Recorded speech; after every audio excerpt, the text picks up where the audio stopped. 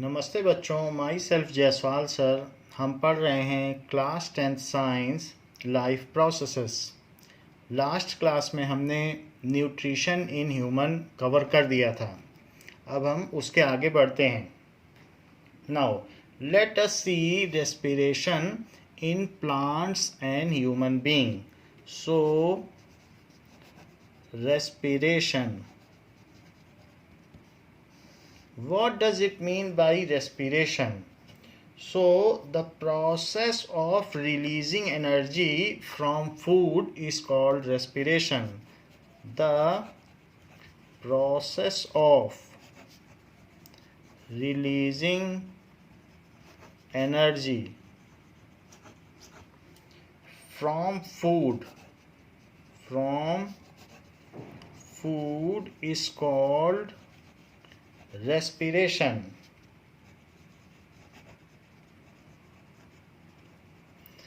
Respiration is the process of oxidation of glucose. Glucose में energy होती है और वही कार्बोहाइड्रेट है और एनर्जी का सोर्स है। So carbohydrate that is glucose. हमें मालूम है कि फूड जो है ब्रेक डाउन हो गया, फिर वो ग्लूकोज में कन्वर्ट हुआ और फिर वो सेल के पास पहुंचा। अब सेल का काम है उस ग्लूकोज से energy banana. So the glucose या carbohydrate when reacts with oxygen, then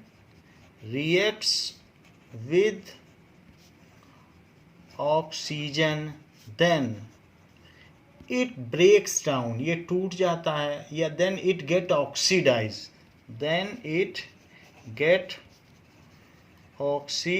तो respiration is a process of oxidation of glucose। सीधा कह सकते हो कि ग्लूकोज जब ऑक्सीडाइज होता है तो रेस्पिरेशन होता है। And release energy. So respiration is an exothermic process. So respiration is an exothermic process.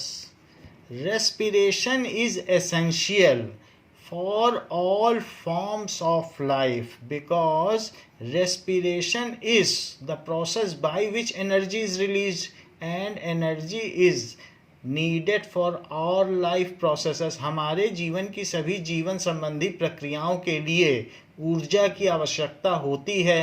तो चाहे वो यूनिसेलुलर ऑर्गेनिज्म हो, मल्टी सेलुलर हो, प्रोकैरियोटिक हो, यूकैरियोटिक हो, 5 किंगडम का कोई भी हो, मोनेरन्स हो, प्रोटिस्टा हो, चाहे फंगी हो, प्लांटे हो, एनिमेलिया हो, सभी को रेस्पिरेशन की ज़रूरत है क्योंकि सभी फूड लेते हैं, उसको ग्लूकोज में तोड़ते हैं और ग्लूकोज के फर्दर ब्रेक डाउन से हमें एनर्जी मिलती है। तो ग्लूकोज का जो फर्दर ब्रेक डाउन है वो किस तरीके से होता है? जब ये ग्लूकोज ऑक्सीजन से रिएक्ट करेगा तो ये CO2 और वाटर बनाएगा और प्लस एनर्जी देगा। तो ये it is the primary reaction which is occurring energy. तो this is the process of respiration. इसी को क्या कहा जाएगा? This is called the process of respiration and it is essential life processes. जब रेस्पिरेशन किसी में बंद हो जाएगा तो समझ लीजिए उसकी डेथ हो गई है। So respiration is essential life process. Now so we can see the various kinds of respiration कि कौन कौन से रेस्पिरेशन के प्रोसेस होते हैं।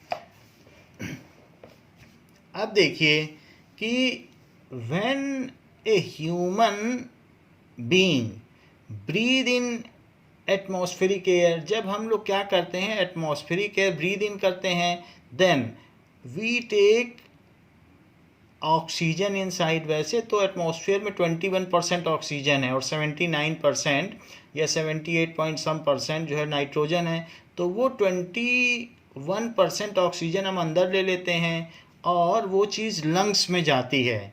तो लंग्स में जाती है तो ऑक्सीजन एब्जॉर्ब हो जाती है और वो सेल तक पहुंच जाती है और सेल से CO2 निकलती है, क्योंकि अभी हमने आपको बताया कि सेल क्या रिलीज करता है, CO2। तो जो CO2 है वो 60% तो वाटर में डिज़ोल्व होकर के यूरिन से निकल जाती है और जो बाकी की 40% है वो वापस ब्लड उसको लेके लंग्स तक आता है और फिर लंग्स के थ्रू वो डिफ्यूज़ होती है और फिर हम ब्रीद आउट कर देते हैं। यानी कि हम जिस एयर को ब्रीद इन करते हैं तो उसमें ऑक्सीजन ज़्यादा है और जिस एयर को ब्रीद आउट करते हैं उसमें CO2 ज़्यादा है। उसमें भी ऑक्सीजन होती है, ऐसा नहीं है कि पूरी CO2 ही रहती हो, लेकिन CO2 ज़्यादा होती है। तो when we breathing in and breathing out is a physical process taking place in human being। ये रेस्पिरेशन नहीं है कि ब्रीद इन कर लिया ब्रीद आउट कर लिया, ये रेस्पिरेशन नहीं है। So it is only due to the movement of diaphragm कि हमारे अंदर ब्रीदिंग इन और ब्रीदिंग आउट होती है। तो जैसे किसी भी ह्यूमन में अगर हम देखें तो ह्यूमन बीइंग में ब्रीदिंग इन ब्रीदिंग आउट के लिए नॉस्ट्रिल्स होते हैं, तो नॉस्ट्रिल से हम ब्रीदिंग इन ब्रीद आउट करते हैं तो इन्हीं नॉस्ट्रिल से एक पाइप गया हुआ होता है and it is connected to lungs. ये बाइफरकेट हो जाता है और it is connected to lungs. So these are lungs and there is a diaphragm. तो इसमें एक डायाफ्राम होता है। Now diaphragm is having upward and downward movement, continuously upward downward करता है। जब ये नीचे मूव करेगा सो लंग्स क्या होते हैं, एक्सपेंड कर जाते हैं, क्योंकि जब ये नीचे मूव करेगा तो हमें एयर लेनी पड़ेगी और जब ये ऊपर मूव करेगा तो ऊपर मूव करने का मतलब है उसको स्पेस चाहिए तो ब्रीद आउट होगा, we exhale air. So when diaphragm move upward then we exhale air and when diaphragm moves downward then we inhale air, तो उसको ब्रीदिंग इन कहेंगे। नीचे अगर आया तो इनहेलिंग एयर है, नीचे आने से इनहेलिंग एयर और ऊपर जाने से एक्सेलिंग एयर होगा। इस चीज़ को हम थोड़ा एक छोटे से एक्सपेरिमेंट से समझें कि ये चीज़ कैसे होती होगी।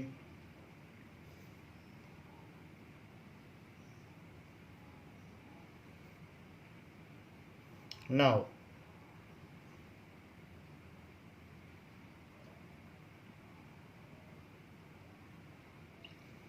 जैसे कि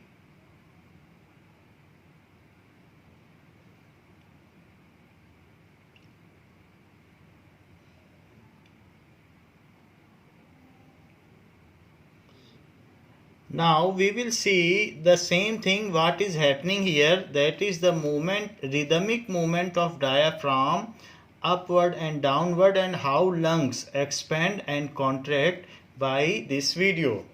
So let us see this video. Scientific demonstration. Okay, well, I suppose if it's in the service of science. Good. And this at the bottom is your diaphragm. Now, we tend to think that breathing is all about the lungs, but the diaphragm is the unsung hero of breathing. It's what makes it all happen, and that's why the diaphragm is such an important muscle. Now, when you breathe in, the diaphragm pulls downwards. This lowers the pressure inside this chest cavity. This creates extra space, a vacuum, and air has no option but to rush in through your mouth and into your lungs to fill this space. And then you breathe out again. Your lungs really are a bit like these balloons. They have no muscles at all. They're just like bags, really, and they don't do anything without the diaphragm. It's pretty amazing. And to show you what your diaphragm looks like in action inside your body, here's mine. Now, These big black areas are my lungs, or party balloon. that we have seen how we breathe in and breathe out. So breathe in and breathe out, it is due to the movement of diaphragm. and when we breathe out or exhale air, then that time the carbon dioxide surrounding the lungs diffuse CO2 formed over here. जो भी sales होती हैं वो जो release करती हैं CO2 वो blood transport करके लंग्स तक ले आता है और यहाँ से वो ब्रीद आउट कर दी जाती है। तो जो एयर यहाँ से ब्रीद आउट होगी उसमें CO2 की परसेंटेज ज़्यादा होती है। इसी चीज़ को इस एक्सपेरिमेंट से भी देखा जा सकता है जो आपकी बुक में बनाया गया है। अगर मान लीजिए कि हम माउथ से किसी लाइम वाटर में ब्लो करेंगे तो लाइम वाटर मिल्की हो जाता है, जबकि अगर हम किसी पिचकारी से इसमें ब्लो करेंगे तो लाइम वाटर का कलर चेंज नहीं होता। And we know that lime water यानी calcium hydroxide CaOH whole twice becomes calcium carbonate in the presence of CO2 only। और कैल्शियम कार्बोनेट दूधिया कलर का होता है, मिल्की कलर का। तो इसको हम एक्सपेरिमेंट से समझ सकते हैं कि जब हम ब्रीद आउट करते हैं then it contains more carbon dioxide. Now let us see this how it happens. So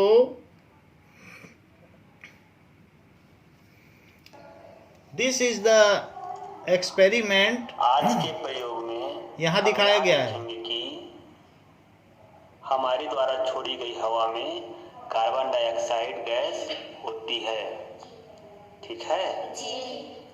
और हम यहाँ भी जानेंगे कि कार्बन डाइऑक्साइड गैस चूने के पानी को दूधिया कर देती है। देखिए ये लाइम वाटर है, यहाँ पर दिखाया गया है दिस इज लाइम वाटर, चूने का पानी, लाइम वाटर, ठीक है जी। इसको तैयार करने के लिए हमने एक दिन पहले इसमें नीचे लाइम है, बिल्कुल 1 चम्मच चूना है ना, हमने इसमें मिला दिया था और घोल करके रात भर इसको रख दिया, है ना।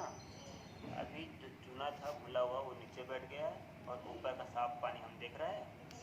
इसी का उपयोग हम चूने के पानी के रूप में करें। now here you will see that it is lime water and whatever has settled down it is milk of lime। नीचे जो बैठा है वो milk of lime। बराबर मात्रा में हम अब चूने का पानी इसके बाद इसमें एक टेस्ट ट्यूब में यही लाइम वाटर लिया गया है जो कि कलरलेस है और उसमें ब्लो किया जा रहा है एयर को। Now if air is blown through this then it is slowly turning milky. धीरे धीरे ये मिल्की हो जाएगा। देख भी लिया, आप देख लें कि इसमें मिल्की कलर आ रहा है। कार्बन डाइऑक्साइड चूने की पानी को क्या कर दिया, हो गया, बहुत बढ़िया। दूसरा पक्ष भी उठाओ। So you are seeing the change whatever has happened by CO2 it has converted the lime water milky while other test tube contains transparent lime water। Now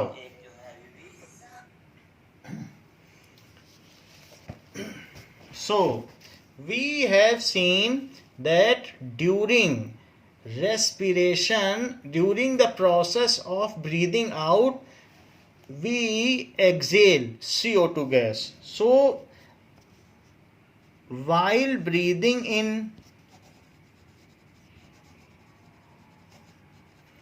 breathing in के समय में हम क्या करते हैं, we inhale oxygen rich air, that air diffuses to cells via respiratory pigment present in blood, that is hemoglobin। Blood में haemoglobin present है।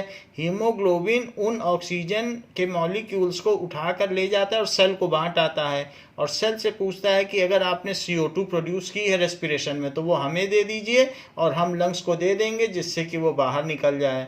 सो जो ऑक्सीजन रिच एयर हमने ब्रीद इन की है so it diffuses outside lungs, क्योंकि इसके अंदर oxygen rich air आई तो ये इसके बाहर निकली, डिफ्यूज आउट हुई और वहाँ पर उसको किसने उठा लिया, किसने पिकअप कर लिया, it is picked up by haemoglobin that is RBC, जो रेड ब्लड कार्पसेल्स होते हैं उनमें हीमोग्लोबिन प्रेजेंट है. So it has high affinity to oxygen. तो उसने उसको पकड़ लिया और कैरी करके वो हर सेल के पास ले गया. So it diffuses out from lungs, lung से ये डिफ्यूज आउट हो गई, एंड पिक्ड अप, और इसे किसने पिकअप कर लिया? Picked up bye respiratory pigment.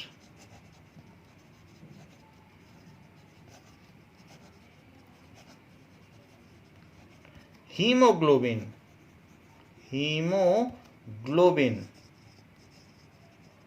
present in RBC, red blood cells. और आरबीसी किस में प्रेजेंट है? जो कि ब्लड का एक कंपोनेंट है. ब्लड में आरबीसी, डब्ल्यूबीसी, प्लाज्मा और प्लेटलेट्स होते हैं, ये हमने बताया.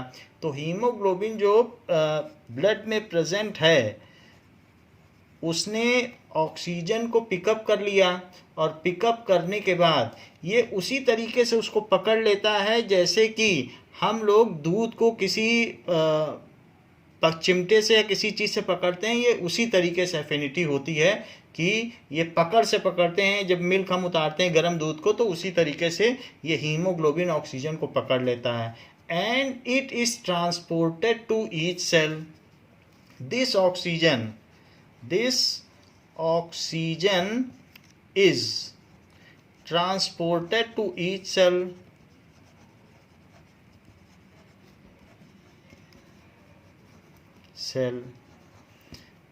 This oxygen is utilized by cell to break down glucose, and the process of breaking down glucose to produce CO2 and water is known as glycolysis. किसी भी चीज़ में ओसिस लग गया तो इसका मतलब टूटना, तो दैट इज ग्लाइकोसिस. जैसे थर्मोलिसिस, फोटोलिसिस आपने पहले पढ़ रखा है, इलेक्ट्रोलिसिस, वैसे ग्लूकोज के टूटने को क्या कहेंगे? Glycolysis. So oxygen breaks down glucose under the process of glycolysis in. ये काम कहाँ होता है? सेल के अंदर, साइटोप्लाज्म में. सेल के अंदर होगा, साइटोप्लाज्म में, माइटोकॉन्ड्रिया में नहीं होगा, सेल के अंदर होगा, जो उसमें फ्लूइड है उसमें होगा. तो जो भी हो, this oxygen is transported to each cell, there respiration takes place, यही सब होता है, and CO2 is released. There respiration takes place and CO2 is released. There respiration takes place. जब कोई आपसे पूछे what is respiration, breaking down of glucose for releasing energy, then it is called respiration. And CO2 is released. CO2 और water release होता है. Water तो urine के माध्यम से निकल जाता है और CO2 बाहर हो जाती है. तो जो CO2 रिलीज होती है, it is transported back to lungs and diffuses to lungs, inside lungs. It is transported back. इसको वापस लाने में हीमोग्लोबिन का कोई काम नहीं है, ये ब्लड में सॉल्युबल होकर के वहां तक पहुंचता है. It is transported back to lungs. Lungs को पल्मोनरी साइट कहते हैं. And it diffuses inside lungs. diffuses inside lungs. lungs में ये डिफ्यूज हो जाता है. अब and that is exhaled out. That is now CO2 rich air is exhaled out. यानी we breathe out. तो ये चीज़ होती है. सो इस तरीके से हमने एक एक्सपेरिमेंट के थ्रू देखा कि जो हम ब्रीद आउट करते हैं उसमें CO2 इस वजह से रहता है क्योंकि हमारी बॉडी के millions and millions of cell में रेस्पिरेशन का प्रोसेस हो रहा होता है और उससे CO2 निकलती है. सो ब्रीदिंग एंड रेस्पिरेशन इन दोनों में डिफरेंस है, तो वो क्या डिफरेंस है? Now breathing and respiration. Breathing is a physical process and it takes place due to movement, vertical movement of diaphragm. Breathing क्या है? Breathing is a physical process. So breathing is a physical process which takes place due to vertical movement, upward and downward movement of diaphragm. Upward and downward movement of diaphragm. ये बात आपको मालूम होनी चाहिए कि diaphragm thoracic cavity और abdominal cavity को अलग करता है। यानी ऊपर की जो कैविटी है जिसमें लंग्स हैं उसको थोरासिक कैविटी कहते हैं, और नीचे जहाँ डाइजेशन होता है उसको कहते हैं एब्डोमिनल कैविटी। तो ये डायाफ्राम ऊपर नीचे मूव करता रहता है, और जैसा कि हमने वीडियो में देखा, लंग्स इसमें एक्सपेंड करते हैं और कॉन्ट्रैक्ट करते हैं। तो ये चीज़ है। जबकि रेस्पिरेशन क्या है? It is a chemical process.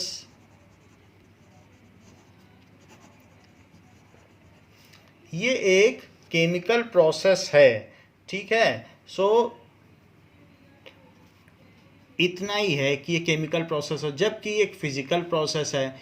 It takes place at pulmonary site. ये कहाँ पर होता है बताओ? Breathing in breathing out. तो takes place at pulmonary site यानी लंग्स में होता है। It takes place at pulmonary, pulmonary lungs को कहते हैं, तो पल्मोनरी साइट। जबकि रेस्पिरेशन क्या होता है? It takes place at cellular site. It takes place at cellular site. ये सेलुलर साइट में होता है। और no energy is released during breathing. Breathing in और ब्रीदिंग आउट में एनर्जी रिलीज नहीं होती है। On the other side it requires energy. Breathe in और ब्रीद आउट के लिए डायफ्राम को ऊपर नीचे मूव करना पड़ता है। So no energy is released in this process. सो इस प्रोसेस में कोई एनर्जी रिलीज नहीं होती है। On other side, for contraction and expansion of lungs and movement of diaphragm some amount of energy is needed. For contraction and expansion of lungs. Lungs भी contract और expand करते हैं, और साथ में जो उसके चारों तरफ रिब होती है जिसके अंदर लंग्स होता है वो भी एक्सपेंड और आपस में स्लाइड करती है। तो इसके लिए भी and movement of diaphragm, movement of diaphragm energy is needed. उसके लिए एनर्जी की ज़रूरत पड़ती है, इज नीडेड। और जबकि इस प्रोसेस में क्या होता है? This is oxidation process of glucose. This is oxidation process of glucose. ये ग्लूकोज का ऑक्सीडेशन प्रोसेस है, एंड इट रिलीजेस एनर्जी। इसमें एनर्जी रिलीज होती है along with by products. By products वो हैं जिनकी हमें ज़रूरत नहीं है लेकिन बन जाते हैं, फिर उसको बॉडी से निकालना पड़ता है। CO2 and water. तो इस प्रोसेस में ऑक्सीडेशन होता है। However in this process it is a simple diffusion होगा, सब कुछ होगा। तो अगर आपसे रेस्पिरेशन और ब्रीदिंग में डिफरेंस पूछा जाता है, so it is the same thing which is needed. Respiration takes place in all organism while breathing takes place in multicellular complex organism। जैसे अमीबा है वो भी ऑक्सीजन लेता है और CO2 बाहर निकालता है, ये सिंपल डिफ्यूजन प्रोसेस से अमीबा करता है, लेकिन उसमें कोई ब्रीदिंग इन और ब्रीदिंग आउट नहीं होती क्योंकि उसके पास कोई डायाफ्राम नहीं है। तो respiration takes place in all kinds of organism. Respiration takes place in all kinds of organism।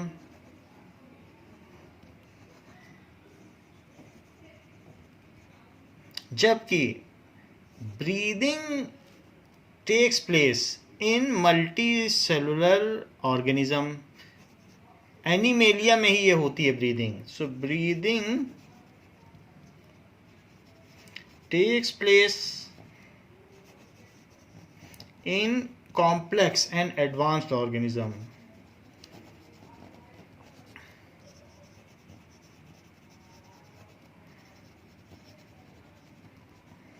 So this is the difference between breathing and respiration।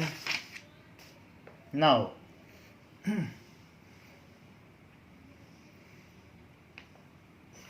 अब देखते हैं कि we have seen that respiration is breaking down of glucose। so respiration दो तरीके का हो सकता है। respiration is breaking down of glucose, ये तो हमने मान लिया कि ग्लूकोज को तोड़ना ही respiration है। so respiration is of two kinds। respiration is of two kinds। one is anaerobic respiration and other is aerobic respiration। so anaerobic respiration and other is aerobic respiration। तो दो अलग अलग तरीके के रेस्पिरेशन है, एक तो एनएरोबिक रेस्पिरेशन हो गया and other one is aerobic respiration.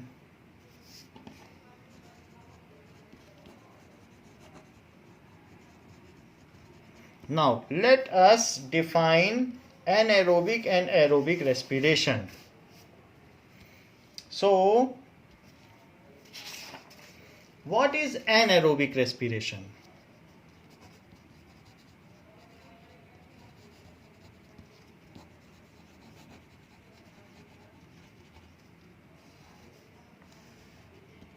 So the respiration which takes place without oxygen. अभी हमने पीछे एक चीज देखी थी कि ग्लूकोज को ऑक्सीजन के साथ अगर यहाँ पर ग्लूकोज और विद ऑक्सीजन हो तो ये चीज, तो फिर एनर्जी निकलती और ये सब निकलता है। लेकिन ऐसा भी हो सकता है कि ग्लूकोज टूट जाए और ऑक्सीजन की जरूरत ना पड़े, तो उसको कहेंगे एनएरोबिक रेस्पिरेशन। उस प्रोसेस में सिर्फ 2 यूनिट्स ऑफ एनर्जी निकलती है, लेकिन अगर ऑक्सीजन के साथ रेस्पिरेशन हो जैसे हम लोग करते हैं तो उसमें 38 यूनिट ऑफ एनर्जी निकलती है, यानी 19 गुना ज़्यादा एनर्जी निकलती है।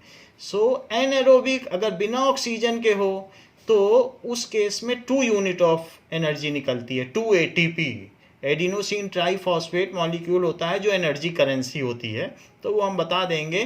तो इतना ध्यान रखिए कि बिना ऑक्सीजन के अगर ग्लूकोज टूटेगा तो 2 यूनिट ऑफ एनर्जी निकलेगी, और अगर विद ऑक्सीजन ग्लूकोज टूटेगा तो उसमें 38 यूनिट्स ऑफ एनर्जी निकलेगी। तो ये ज़्यादा इफेक्टिव प्रोसेस है, तो उसी को हम देखने जा रहे हैं। Anaerobic respiration, the respiration which takes place,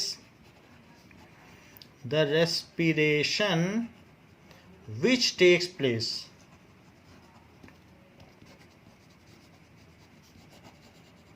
in absence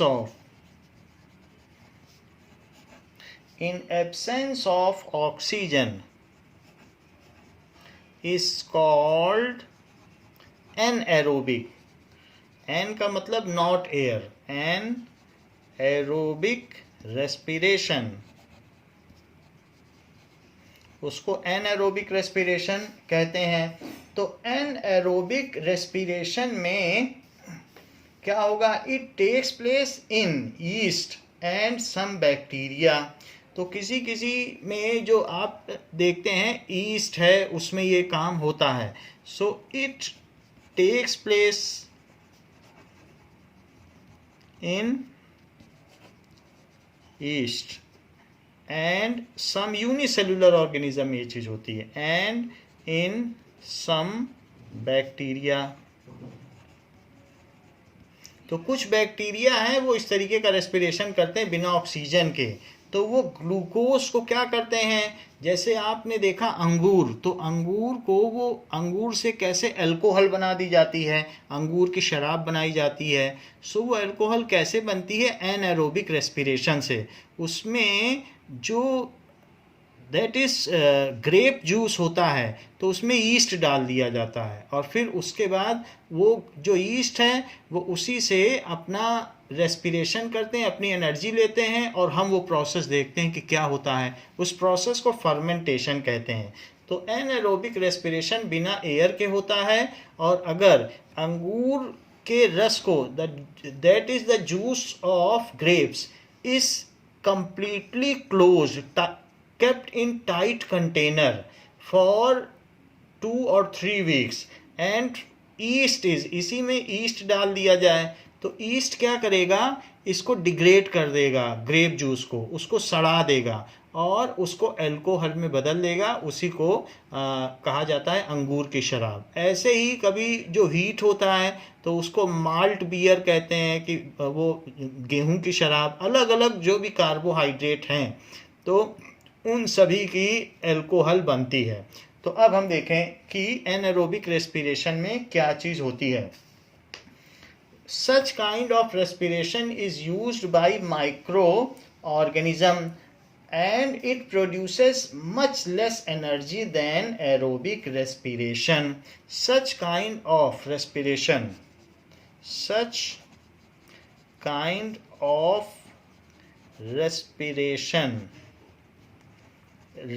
releases 2 units of ATP, 2 units of energy, यानी 2 ATP एनर्जी रिलीज होती है।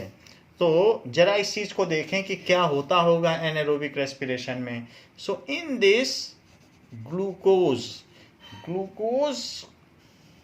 इन बैक्टीरिया में या इस ईस्ट में, तो ईस्ट है, ईस्ट का ये न्यूक्लियस है और ये साइटोप्लाज्म है।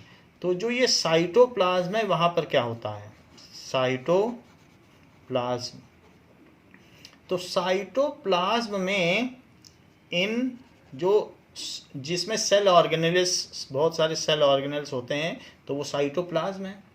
ये इसके अंदर न्यूक्लियोप्लाज्म है, दोनों को मिला के प्रोटोप्लाज्म कहा जाता है। तो सेल में जो लिक्विड या फ्लूइड भरा है या प्लाज्मा भरी है उसे साइटोप्लाज्म कहते हैं। ये न्यूक्लियोप्लाज्म और टोटल मिला दो तो प्रोटोप्लाज्म। तो इन साइटोप्लाज्म में क्या होता है? इसको ऑक्सीजन की जरूरत नहीं है, बस ग्लूकोज टूट गया। अच्छा, टूट गया तो उसको क्या कहेंगे? ग्लाइकोसिस।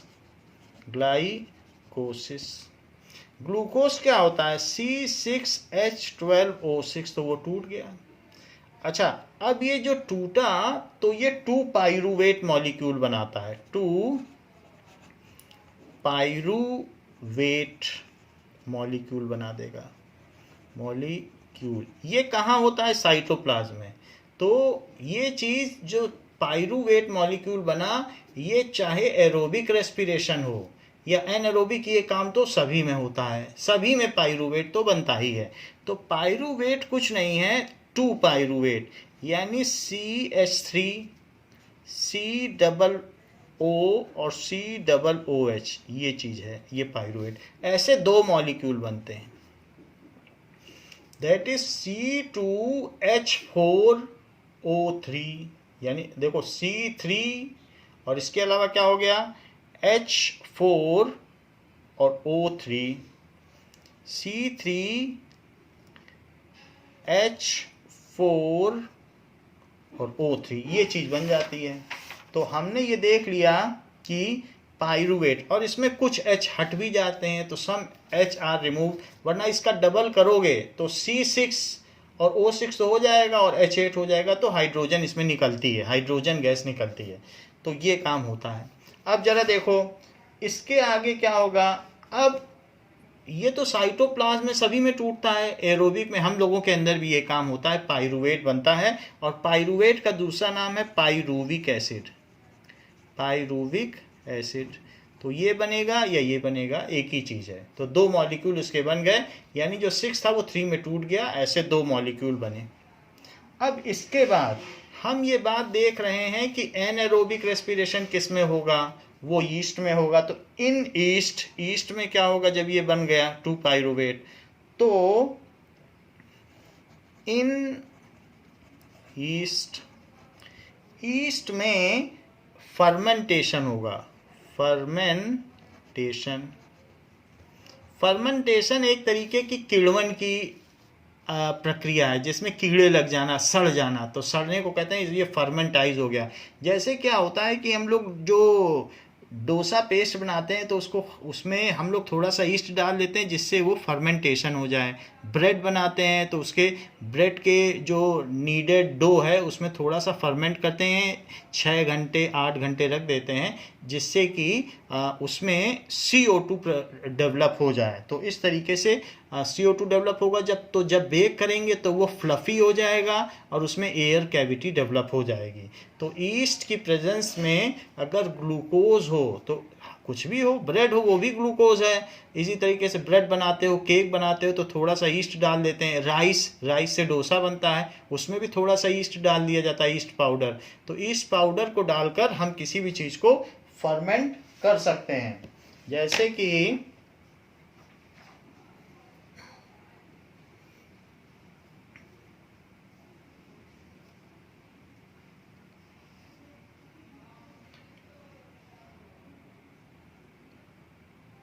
ये देखिए, ये इसमें ईस्ट पाउडर है। तो ईस्ट पाउडर इस तरीके से बाज़ार में इंटेस्ट ड्राई ईस्ट मिलता है। हर एक किराने की दुकान पर या कहीं पर भी चले जाइए जनरल मर्चेंट में, तो वहाँ पर ये ईस्ट पाउडर आपको मिल जाएगा। तो ये कुछ सिलिंड्रिकल शेप्ड होगा, रॉड लाइक स्ट्रक्चर है। तो ये ईस्ट पाउडर है, रॉड लाइक स्ट्रक्चर है। बाकी जब क्लास में आएंगे तो हम आपको दिखा देंगे। तो इस तरीके से जो ईस्ट पाउडर है ये शुगर में डाल दिया जाता है, तो उससे क्या होगा, वो CO2 रिलीज करने लगता है। वो अब हम आपको दिखाने जा रहे हैं। तो नाउ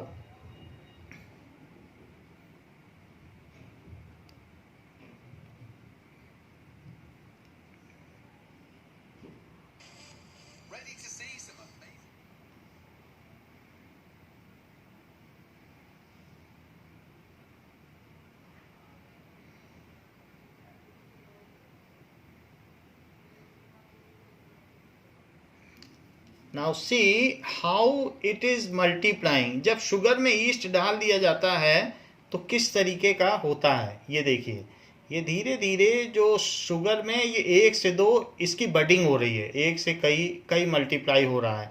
इसको आप इस तरीके से देख सकते हैं कि शुरू में ये बहुत थोड़े से थे और बाद में ये धीरे धीरे बढ़ते चले गए। शुरू में कितने कम हैं और धीरे धीरे इनकी ग्रोथ हो रही शुगर में, और ये एनएरोबिक रेस्पिरेशन कर रहे हैं और धीरे धीरे रिप्रोड्यूस कर रहे हैं।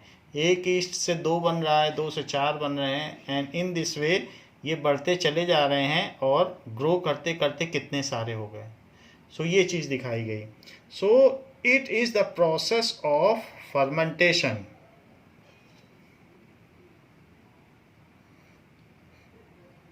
और प्रोसेस ऑफ फर्मेंटेशन में ईस्ट जो ये प्रोसेस है इसमें देखिए कि किस तरीके से CO2 निकलती है, उस चीज़ को भी हम देखें।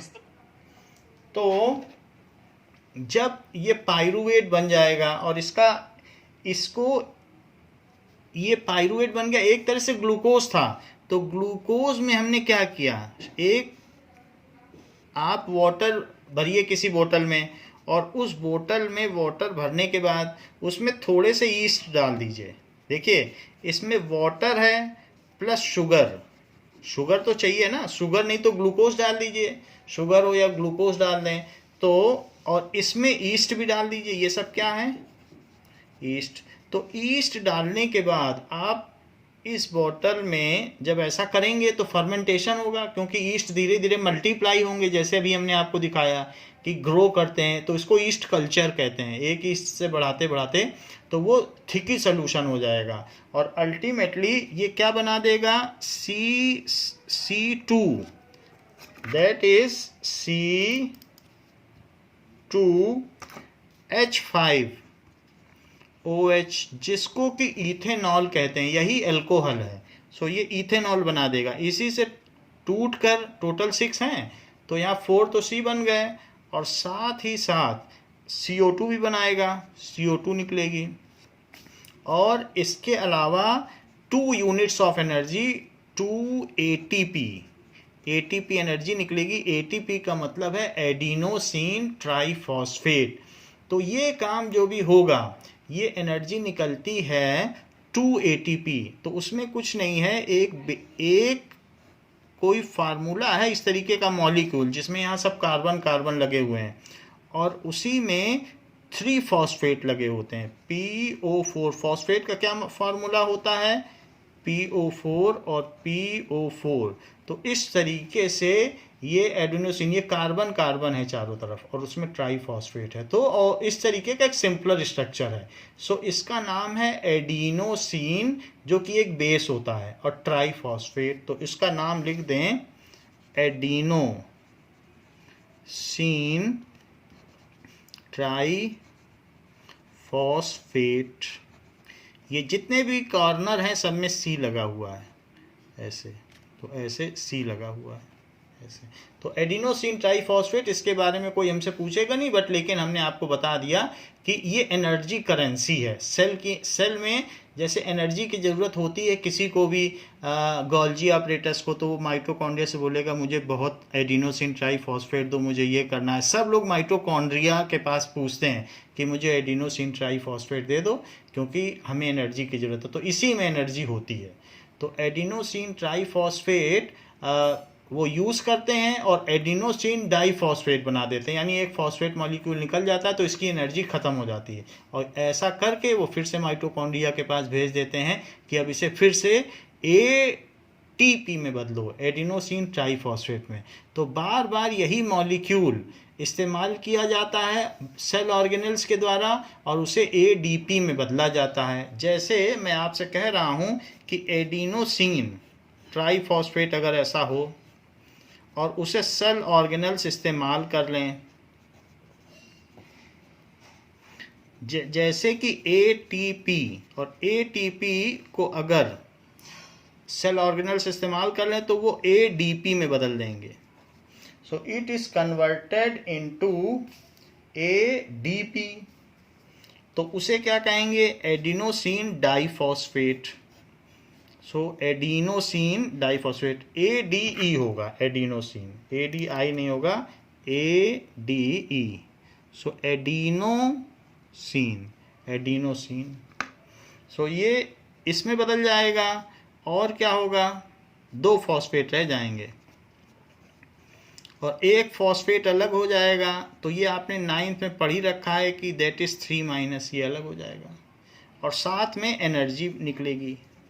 तो कभी भी ये एनर्जी करेंसी है एडिनोसिन ट्राइफॉस्फेट, और जब ये बदलती है, यहाँ ये कहाँ बदलेगी? गोल्जी ऑपरेटर्स हो, एंडोप्लाज्मिक रेटिकुलम हो, या जो भी है लाइजोसोम हो, जो भी सेल ऑर्गेनल्स हैं वो सब माइटोकॉन्ड्रिया से एनर्जी मांगते हैं, क्योंकि वो सेल का पावर हाउस कहलाता है, बिजली घर।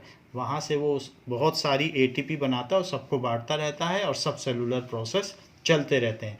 तो हमने यहाँ पर देखा कि 2 ATP एनर्जी बनी, और अगर यही एरोबिक रेस्पिरेशन होता तो यहाँ पर 38 ATP बनती है। तो इसमें थोड़ी सी एनर्जी बनी, और CO2 निकला। तो CO2 निकला है, तो अगर मान लीजिए मैं इसमें बैलून लगा दूँ, बैलून इस तरीके से, तो उसमें जो CO2 निकलेगा वो CO2 उस बैलून को फुला देगा, ऐसा होगा। जरा इस चीज को हम देख लें कि क्या होता होगा।